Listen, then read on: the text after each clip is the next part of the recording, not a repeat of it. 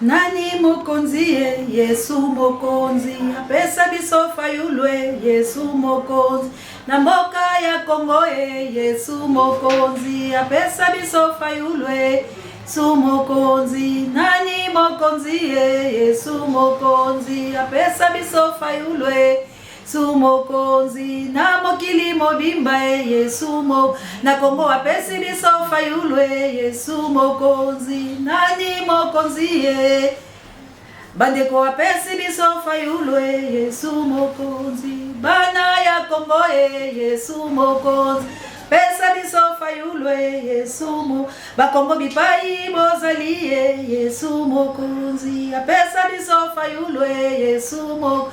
Oh, nani mokonzi Yesu mokonzi ni mokonzi Yesu mokonzi apesa biso fayulwe Yesu mo na kati ya Kongo Yesu mokonzi bakongole Yesu mokonzi apesa biso fayulwe Yesu mo. Otobele liyo lelo Yesu mokonzi opesa biso fayulwe. No, nani mokonzi Yesu mokonzi nani mokonzi Yesu mo po apesa biso fayulwe Yesu mo. Ona mboka ya Kongo Yesu mokonzi apesa biso fayulwe Yesu mo. Ona ni mokonzi Yesu mokonzi apesa biso fayulwe. Ona mboka ya Kongo Yesu mokonzi apesa biso fayulwe Yesu. Bakongole nani mokonzi Yesu mo na Kongo nani mokonzi Yesu mo po apesa biso fayulwe Yesu mo. Nzamba pesi biso fayulwe Yesu mokonzi. Onani mokonzi Yesu mokonzi. Mbote bonjour na bino bato bozuli bakuya kolanda biso na mokolo malelo na ezui ezali bongo branche moko to tchano océan du Congo chaîne à libération et pai auto akabongo bakongomani et pai auto panzaka to sasaka et pai auto belaka moto ya papa le moloto ekita ezikisa misala ya baloki nyoso ya ekolo Congo et pai auto analysaka ensemble et pai auto chaka litono na nzete po ete tobenga ya malamu et pai auto sensibilisaka to conscientisaka to mobilisaka to salaka éveil patriotique et pai auto lomolaka peuple congolais na kulema et pai auto salaka mosala ya Jean-Baptiste et pai auto akabongo basinzili komobetaka mbeda koloba ete tango ezali mabeto telema bakongomani et pai auto telema ferme fidèle pour la cause de la lycée kwa ya République démocratique du Congo. Et pas auto mokundula kamalo ba nkoko na biso le laboraire na biso béché fouiller de laisser une place que la mer repasse. Ezu la montée religieuse. Opo. Ezu comme la bongo équipé pour la États-Unis d'Amérique. Ezu comme la mana nangala kunya donangai les États-Unis d'Amérique yanga mon continent Angleterre. Les grands professeurs Achille Mavé na molonga ni Mavé. Peli bota mobimba na mboka yanga mo continent Angleterre. Mwana mère de Bruno na Autriche. Maman na Jolie na Suisse, maman Delo, maman Samuel Mabolo toujours. Ba maman missionnaire na plus c'est trondé na mboka yanita babek il faut yo moto. Ba maman ya moto mojali moto mozima mite. Maman Jawa, salam alaikum, na ba musulman ngai, prompt rétablissement na yo maman. Big Daniel Nginda. Charlie Chobo, papa Mapassa, maman Jovi, maman Chantal Tambila, maman Sidonie la France, namboka ya papa Michael, namboka ya maman Célestine. L'omam sinangai, les grands Singapour. Big Daniel Nginda. Totelema to bonde la Congo. Totelema désiré Botuna, maman Elisabeth Botuna, en Australie, papa la je crois. Na South Africa, totelema bisika nyoso na Cape Town, na Pretoria, bisika nyoso bozali la, bisika tout. Bozali bandeko la kai. Bandeko la Jobo. Totelema bipai biso zwa mebimo. To bunde tumba ya Congo bandeko la ngai. Bandeko pinzoli na miso. Nzembo ona uti koyembela bino. Ezali nzembo oyo ozala kimbangiste. Ozala mutu ya bundu dia mayala. Ozala mutu ya bundu dia Congo. Ozala mutu ongai mutu ya l'église noire en Afrique. Ozala protestant, ozala catholique, ozala ongai croyant. Obiso ba chrétien ya éveil, soki ya réveil. Bozala bino batu bozali soki ba orthodoxe. Bozala bipai biso bato bondimela kabino tozala ba musulman na ngai. Biso banso nzembo oyo moto na moto ayemba yango pona Congo. Ezali loyembo euti epai na ngai te ntango nayembi yango nayoki chair de poule oki pinzoli na comprendre te bandeko na ngai lolenge ya komanuela nga ntina ya nzembo oyo. Nzembo oyo likambo ya lotiliki soki kora ezwami na kotielaka bino yango boyoka bisika euti précisément na Angola. Loyembo euti na Angola epai ya moko mokongomani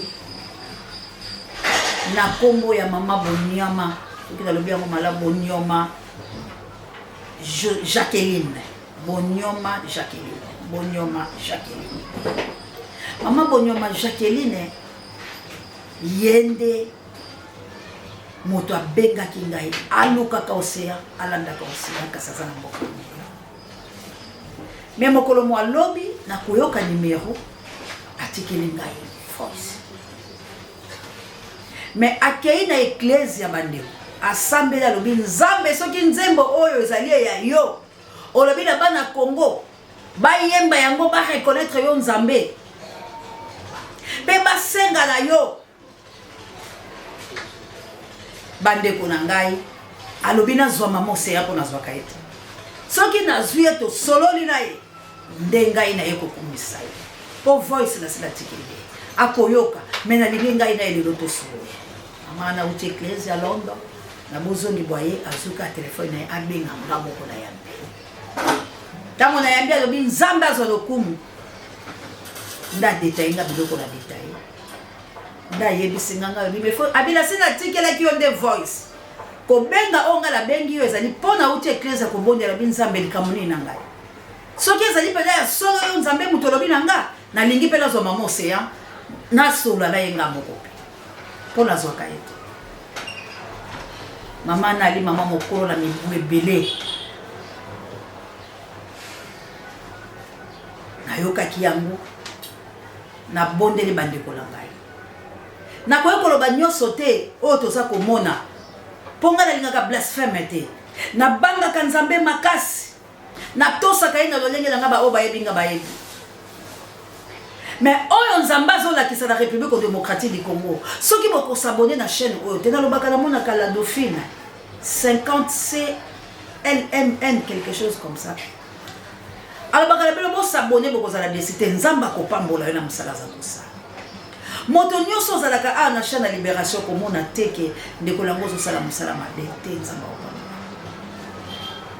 ndeko la ngai tango nayebisaki biso ke bakoboyela Martin Fayulu stade ndeko la ngai ezalaki ata la pene oyo te soki bolandaka bemission malamu bokomaka lokola mama na ngai na mitasi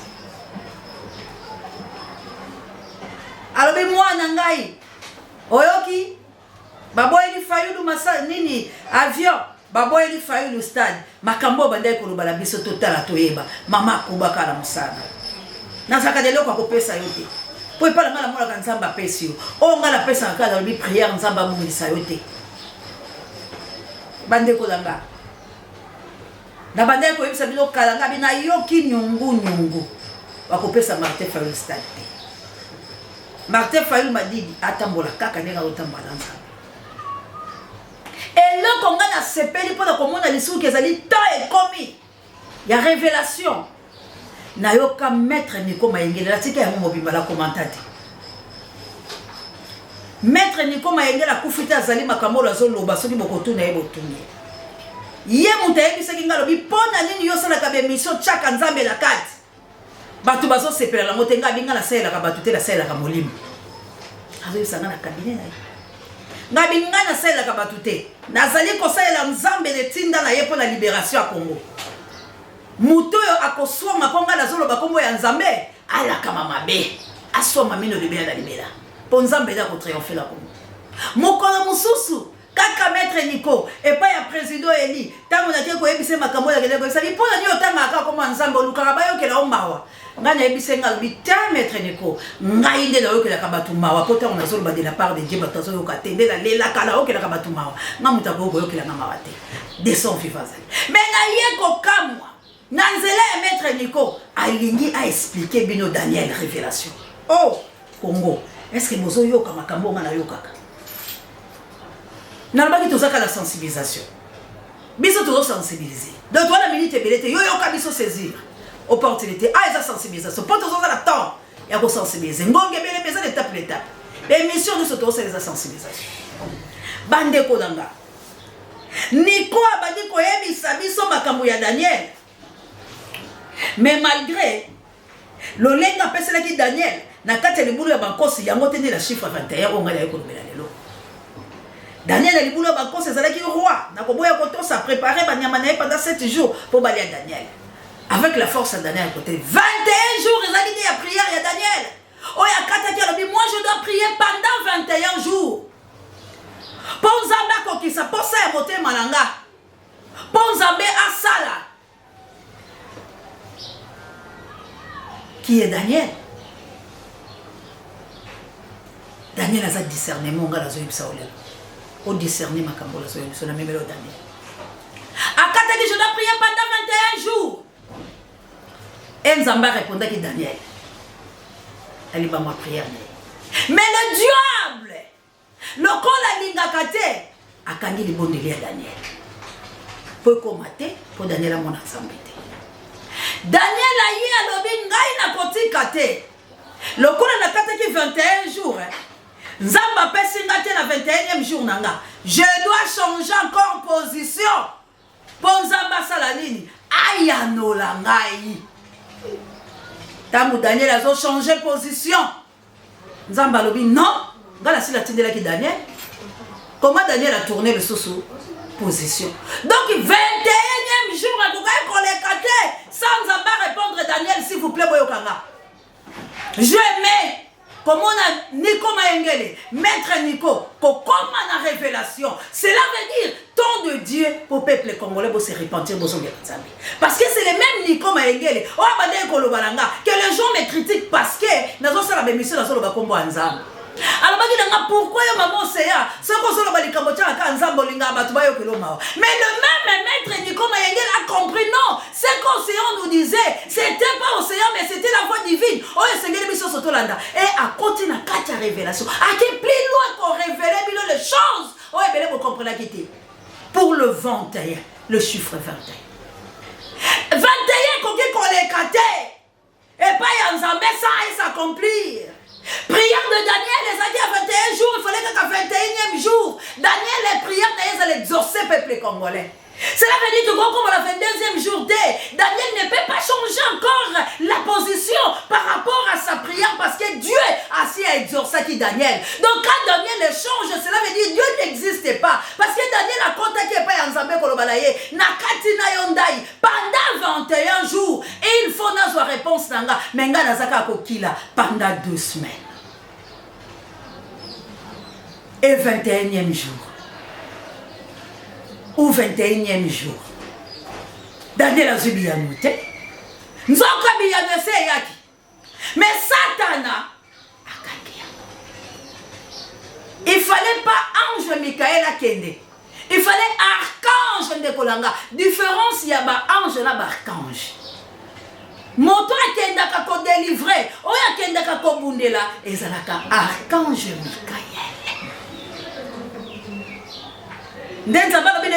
Non. Toko comment on a fait le deuxième jour. Daniel a changé comment? Archange Ndakiti, merci Kaboya l'opposant. Atindi ekende ko bundeli. Aye ko bundela arraché lipamboli ya Daniel akitisi. Voilà ma cambo ni comme ingela ngai kubisa. Bravo place aux amis. Que Dieu vous bénisse mon frère. Bako sala o mabete po bako kokaote parce que ça la katia bozambe. Congolais. Maman on a lobi la biso boye. Ndenge ngana comprendre que biso to glorifier Nzambe na tango oyo. Tout Congolais, peu importe boyambi na yo, zonga epai ya Nzambe. Kende ko se repentir. Eyebisa Nzambe, yondo za mokonzi. Biso to sengi na yo. Chela biso fayulu mokonzi. Lokola fayulu azali mwana ya Nzambe, moponami ya Nzambe, nde biso tozo kende tumba la conquête de la République démocratique du Congo, nde biso ba Josué, tango tozo tambola, toza koyebisa na Nzambe. Nani mokonzi Yesu mokonzi, chela biso fayulu Yesu mokonzi. Nakati ya Congo Yesu mokonzi, chela biso fayulu Yesu. Bakongole biso tolobi Yesu mokonzi, achela biso. Force ya divinité, c'est le temps de la divinité. Na sosoli biloko wana lobi, Maman Bonyama, que Dieu vous bénisse. Maman Bonyama, Jacqueline, Nzamba Pambola yo. Cela veut dire temps ya révélation. C'est le temps où en République démocratique du Congo, il faut sikolama. Yango mo na début na ça dit 2 plus 1 ça fait 3, c'est la résurrection de la République démocratique du Congo. Oh alléluia. Batuba yo kakate. Bon s'abonner massivement. Tozo komba. Pour la comptabilité la peuple était ngonga ekoki. Satana siakangaki. Abotoli fayulu la 2018. Mais en 2023, na chiffre 21, cela veut dire Nzamba lobi akoleka lisusu te. Cela veut dire Bamata Bakita, Archange Michael Azokita. Donc biso toko changer les sous-soutés. Toko loba les sous-soutés que Congo toko boudela yango te. Non. Toko loba les sous-soutés que toboyi makile tanga. Non. Parce que en 2018, toloba qui déjà belé. Que makile kotanga te. Mais aujourd'hui, chiffre 21, changement alité. C'est l'archange Michael qui va descendre. Pour abattre la lipamboli à Bakongomani. Cela veut dire Fayulu, bon Matabo qui sera président de la République démocratique du Congo. Ande Kolanga Telema. Tango Soyo Kanga. Telema. Toko changer les sous-positions. Nzamba personne qui a Daniel a changé de position. Daniel a changé de position. Nzamba lobi toko changer les sous-positions. Parce que moi aussi mon changement qui a 2018. Bon lobi que non, Makile Kotangate. Protégeons les Congolais. Pendant 5 ans. Souffrance, Nicolas, souffrance, alors non. Cette fois-ci, prière à Daniel faisait exaucer. Le collègue Daniel a zongue pas d'anga. À Bondeli, à l'Alina C, à Kili, 21. Ne souka et makam. Le Congolais a changé ta kozonga simate. Martin Fayoulou ou rien. Martin Fayoulou m'a dit ou rien. Donc ce n'est pas le temps de changer. Ce n'est pas le temps de le baote. Pour le béli songolo, pour le loco songolo, pour promosakoli gradi, akoyoka biente. Gradi l'ompinga ou première gloire. Ce n'est plus le temps de la changement. Donc on change balobate. On ne peut pas changer. Donc yonanga langage les amoko. Martin Fayoulou ou rien. Élection ou rien. Tantôt, biso toko sa l'élection. Miradi saya que Dieu vous bénisse. Biso toko sa l'élection, ça bana oba yaka. Basako tombola. Kombo ya Martin Fayoulou. Kolobete yende mokonzi. Devos kitoko, oui. Azoloba. Et ministre ya sport et loisirs. Oui, bakopesa une injonction parce que bino boye bakite ke Kabula kopesa te. Boye bakite ke Kabula kopesa te. Mais problème na biso ezali. Tozali kotosa mibeko. Po balobi ya kaisala ya nzambe. Mais bana na nzambe boyeba yango ke tokosala violence te, mais violence koya yango boko tango Félix azali kopekisa ba Kongomani ba jouir lokola ye. Nde place wana yo kotalisa bango ke ngonga na nga ebele mindeko. Esengeli toto sakai sala mobeko ya mokili. Kabula pesi biso ba raison. Kabula lobi chalon ndeko devos. Je remercie la presse d'être là. Tout ce qu'on a entrepris comme démarche pour avoir le carburant, même pour louer un avion localement ici, les services de renseignement de notre pays, sous l'instigation du gouvernement Chilombo, ont tout fait pour intimider les compagnies d'aviation et nous refuser les avions localement pour un déplacement dans la quiétude. Nous avons écrit la première lettre. Elle est là. Cette lettre date du 28 novembre 2023.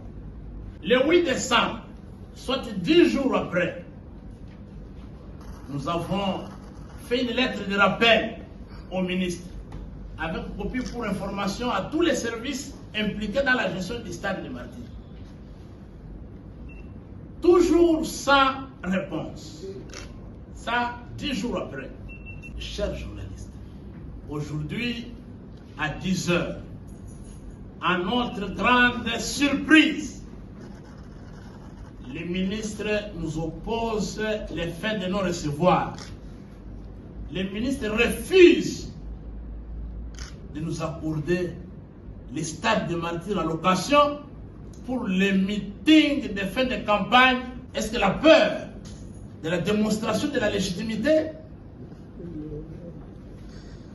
Est-ce que parce qu'ils savent que Martin Fayoulou a déjà démontré sa force à travers le pays et qu'il ne faut pas lui donner cette occasion qu'il refuse? Nous condamnons et nous dénonçons fermement ce comportement antidémocratique. Ce comportement qui ne permet pas l'équilibre du jeu démocratique. En campagne électorale, nous devons partir sur le même pied d'égalité. M. Chilombo a tenu un meeting populaire au stade de Martyrs. Trop, c'est trop. Le commandant du peuple, le président élu Martin Fayoulou, candidat de la cohésion et de l'unité nationale, va tenir un meeting populaire au terrain Sainte-Thérèse, c'est samedi 16 décembre. Tolobi, Tozo, Koutana na peuple na biso le 16 décembre na terrain Sainte-Thérèse. Yango wana tosangisaki bino po tomeka ko partager na bino comme ça peuple na biso ayeba pona nini baboyeli biso tas de merci. Merci beaucoup. Dressons nos fronts, longtemps coupés, et pour les bons, prenons le plus bel élan. Bonani de Kodevos, na lettre au Kabula lobby, tozo bongisa machin pour la boue. Oui, iyo biso toyoki. Mais nini oyo, biso tokosala, lokola toligaki toza na le 17, ezali 8, humilité, nzamba lobi bokota la répondre nga. Azongisi biso le 16.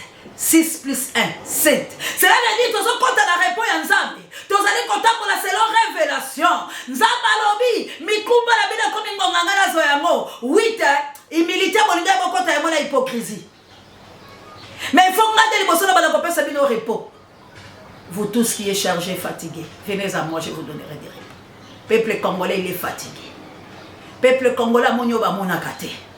viol likolo ya viol, assassinat likolo assassinat, kobomana muto monate, génocide ba déclaré pe ba belela, makila ya congolais tangi na lolenge oto yebite, makila ya congolais esalami na lolenge o esalama na pays mokote, congolais biki makambo bika kati ya lokuta ya kindoki ya makambutu, ya sexe tape o ya ni do satana ngolomi na kati mboko ya kosakala te. Siko nzambe poale kisayo ozwa vraie humilité, o biso to ngaki tozo ya 8e jour. Zamba lobité, il faut la décharger peuple. Il faut pas qu'on la répondre. D'après Sibiso, en plus, 6, les 16, tu recoutes à la wapi, la Sainte-Thérèse. Ce qui va te les sous Sainte-Thérèse, à ce moment-là, et là, soulèvement populaire, révolution populaire. Parce que Nzamba zo permettre. Mais étant moli na biso za bon mototé, mes chers et frères congolais. Cette fois-ci, c'est Dieu lui-même plutôt. C'est le bon Dieu, le créateur de cieux et la terre, Dieu de la République démocratique du Congo, qui va agir avec les saints. Na lobela bino loko Nzamba elanga. Na yebisa kabino na lobi biso to bonde tumba to sala ka mosala ya mo kilanso. To ko forcer délivrance à communauté. Mais yo place aux alliés. Nani mokonzi Yesu mokonzi apesa biso fayulu yo oza na posa fayulu hérité Congo ndekolanga ko bunga te répands-toi zala peto po bato bako vendre sa fayulu na kiti ya mokonzi c'est so bato baza peto eza bato te ya makila bato ya bichange te milité fayulu akotambola la bato maboko eza pembe fayulu akotambola la bato maboko eza pembe bato kati pe libanda hypocrisie ezate assassinat ezalité trahison ezate haine ezate jalousie ezate ba fausseté ezate bato bako conduit fayulu bato bako memaye yango moni Dieu a recommandé alors partout ya bato baso kende pona Martin Fayulu comme Martin Fayulu c'est le choix de la divinité il faut glorifier Nzambe nani mokonzi Yesu mokonzi apesa biso fayulu c'est le même na David. C'est le même na David. Tango David ayaki pona ko kwesa Goliath. Nzembo yeba baki esalaki jalousie na Saul. Saul ayokaki jalousie. Ponzembo moko yeba baki. 1000 kweki kotoyo et 2000 kweki kotoyo. Da Fayulu pe nzembo ne yangwana. Oyo kopesa kanda la baloki. Oyo kopesa kanda la demona. Po ete tumbo tozo bunda yango na ba demona. Tango kokito kwesa mir ya Jericho. Mir ya Jericho ekoyaka na loyembo. Mir ya Jericho ekoyaka na loyembo. Eloko eleki loyembo te. Yango moina tshela kabilo chanson fétiche. Nzembo oyo peso kitozu makoki toko benga bandeko la biso bazali ko yemba mwana biso mobalo abimisi nzembo ya Fayulu bafinga aigle toko pesa nzembo oyo na melodie nango asembola yango po yango nzembo la biso etumba.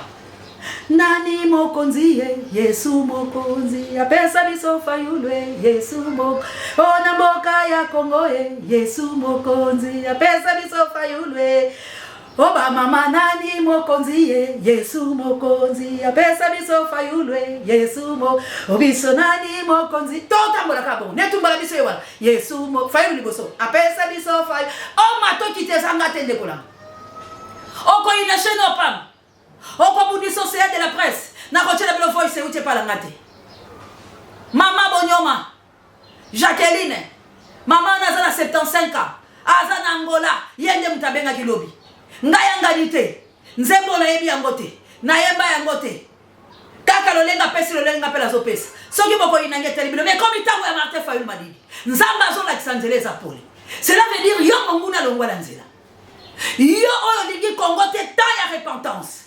Tango biso tozozonga na bakola Nzambe pona ko bonde la kosenga bolimbisi ndekola nga Congo zo ndekola nga komona yango jeté komona yango blague te yango nazali ko yebisa bato Félix prépare-toi baili ya Congo bo se préparer oyo zo ya ngala bino mutako pekisa yango azate oyo zo ya ngala bino mutako pekisa azate Martin Fayulu madidi naloba kabwe koyoka na yo mutu te kosasose na yo na mutu te Nzambe ye wana azotambola na yo ayoki yo po zongi na nzela na ye Nzambe akotika na ye yo te po aye atie yo liboso po libérer Congo. Eza na volonté na yo te. Na pose ya batu te. Na pose ya tata to mama te. Na pose ya bana to mwasi te. Mais na bolingo ya Nzambe po na ko sauver nation na ye. Na bolingo ya Nzambe po na ko sauver nation. Na moni yo Martin Fayulu. Amoni yo Fayulu. O salela ye musala. Ko yoka na yo mutu te. Kota la gauche à droite te. Nani mokonzi ye, Yesu mokonzi po apesi biso Fayulu, Yesu mokonzi na mboka ya Kongo ye, Yesu mokonzi apesi biso Fayulu, Yesu mo oh nani mokonzi Yesu apesi biso Fayulu. Nani akobundisa Fayulu? Nani akolonga Fayulu? Pa uti na posa ya motote. Auti na nzela ya papa na mama te. Auti pe na choix ba Congolais te. Auti na choix divine. Yoko bundisa endegeni. Okozwa endegeni. Bande ko langeza ngaiti.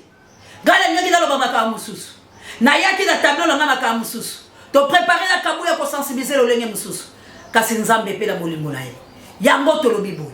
Tout Congolais. Les 16 na stade s'intéresse. Les 16 pembe pembe. Telema na mangalala. Kokimate kobangate. À moins que ozoya pona mabe. Ndeko avayo bima mibulisama. Parce que ta otozokende ma pona mezate. Tchelanga denika di ma poto 6. Je voudrais qu'on coupe court à à ce débat en obtenant la réponse. Est-ce que vous avez aujourd'hui ces hélicoptères et ces Antonov? Est-ce qu'ils sont là? Non, pas encore. Vous dites que vous avez fait la demande le 5, formelle. Vous avez déjà pris des contacts avant. Vous allez les recevoir quand? Parce que crainte il y a, à l'heure actuelle en RDC, il n'y a pas d'avion. Ces hélicoptères, cet Antonov, ils vont venir d'où? Ça, il faut laisser au gouvernement parce que c'est à eux que nous avons adressé cette demande. Ils vont trouver des solutions. Nous avons posé le problème. Et voilà. Donc, au cas contraire? Non, il n'y a pas de cas contraire ici. Non, mais bon, si jamais il n'y avait pas... Non, je ne vais pas spéculer. Ça, c'est vous qui ne voulez pas spéculer, mais au regard de la situation actuelle, les aéronefs ne sont pas... Non, écoutez, nous avons écrit au président de la République. On n'a pas écrit à n'importe qui, donc il va prendre ses responsabilités. Dans les contacts avant, il vous a dit que c'était disponible? On vous avait assuré qu'il n'y aurait pas de problème de disponibilité d'aéronefs? Nous en avons parlé et nous lui avons soumis nos besoins.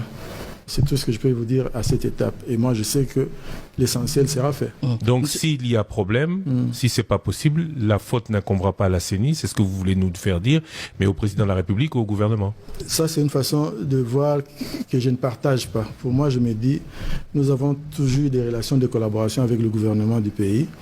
C'est eux qui financent ces élections à 100%. Et je vous ai dit que pendant l'enrôlement des électeurs, nous avons eu les avions de l'armée du pays. Aujourd'hui, nous leur demandons cette assistance. Je ne vois pas pourquoi je dois être négatif par rapport à ça. Monsieur Denis Kadima, est-ce que la réponse à toutes ces interrogations, ce n'est pas démystifier la date du 20 décembre? Certains candidats présidents, lors de la dernière rencontre, ont clairement exprimé le vœu de voir justement un petit glissement qui va permettre à la CENI de bien travailler et d'organiser les bonnes élections. Pourquoi vous acceptez de travailler sous cette grande pression alors que le temps est contre vous et joue contre vous, alors que vous pouvez tout simplement pousser les élections, appeler les acteurs pour, de manière consensuelle, opter pour cette option? Ça, c'est leur point de vue. Un candidat qui vous parle de nos difficultés, il faut comprendre qu'il le fait à partir de son point de vue, à partir de là où il se situe. Moi, je vous parle, je suis en interne, je sais ce que sont nos besoins, je sais comment nous allons nous y prendre. Voilà. Mais ce n'est pas parce que quelqu'un a dit qu'il faut reporter, qu'il faut nécessairement reporter. N'oubliez pas que l'une des choses que nous voulons aussi réaliser, c'est habituer les Congolais à respecter les dates telles que prévues dans la Constitution. Et s'il y a une structure qui doit aider à ça, c'est d'abord la CENI. On a parlé de logistique, mais on n'a pas fini de parler de finances. Il y a quelque temps, c'était 270 millions, je crois. Aujourd'hui, vous êtes à jour de paiement. Financièrement, vous êtes en règle avec le gouvernement. Vous avez les moyens que vous avez demandé pour organiser ce scrutin? Écoutez, les moyens ont été reçus. Ce n'est pas la totalité, mais avec ce que nous avons, nous pouvons très bien avancer. Mais est-ce que tout cela n'arrive pas parce que vous n'avez pas reçu à temps les moyens? Parce que les commandes se font sur base des financements. Vous avez commencé à vous plaindre depuis, je ne sais pas, depuis 2 ans qu'on vous a eu, par rapport à la programmation faite par la CENI. Les moyens ne suivaient pas. Jusqu'à il y a 1 mois encore, c'était la même chose, c'était 300 millions. Est-ce que tout cela, ce n'est pas la conséquence de ce financement qui n'arrivait pas au moment où la CENI l'attendait? Écoutez, à l'étape où nous sommes, je ne pense pas que c'est le moment de tirer de telles conclusions ou commencer à jeter les pierres sur une ou l'autre personne. Je pense que pour le moment, nous devons nous concentrer à réaliser l'objectif qui est le nôtre, c'est d'organiser les élections à temps. Sans doute, après les élections, il y aura des leçons que nous devons tirer pour que certaines choses soient améliorées et d'autres ne se répètent pas. Pour le moment, vous voulez porter la croix vous-même. Bon. Bande ko langa la komina suka. Langa jara boyoki ya kote kutala deni kadi ba mapona meza. Toloba ya mona ba Bruno. Tozala bato ya liboso kata deni kadi mabimisi ba biloko ne oyo. Na banzinga na Bruno tosala conférence de presse kabuya n'est-ce pas? Na lemba. Pona ko lobela biloko wana na la bourdonnière. Na bossa la kamote. Tosala conférence de presse. To belelaka. Tolobi mapona mazalité. Calendrier deni kadi meza ya bokosi. Mais bato bayoka bisote. Vous s'abonnez massivement à la chaîne de Libération pour vous en décider. Tant haut, vous en attendez. Ndekolangai, Oza la Tchad na Kenya, na Bujumbura, Bisika Nyoso. Choix na o Congolais à Martin Fayou Madidi.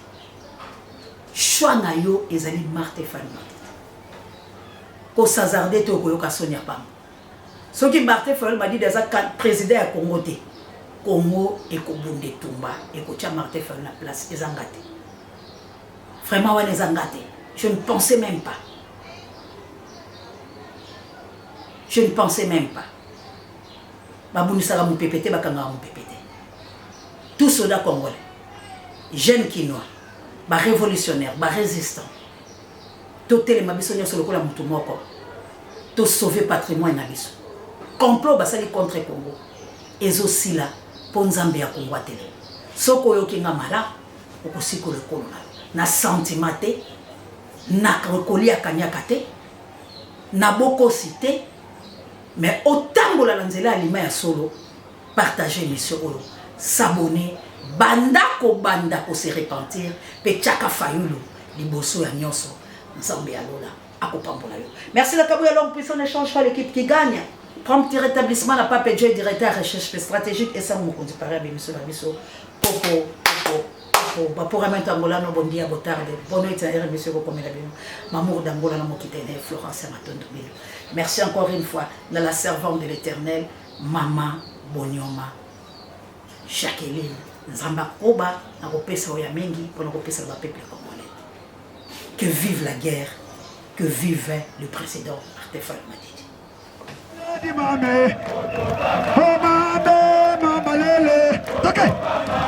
Finga aigle Bisona bangone Oh mama lele Oh mama lele Oh mama di mame Oh mama lele Oh finga aigle Oko chabu no kona balabala awate Pasapana mame bana chambwe Oh mama lele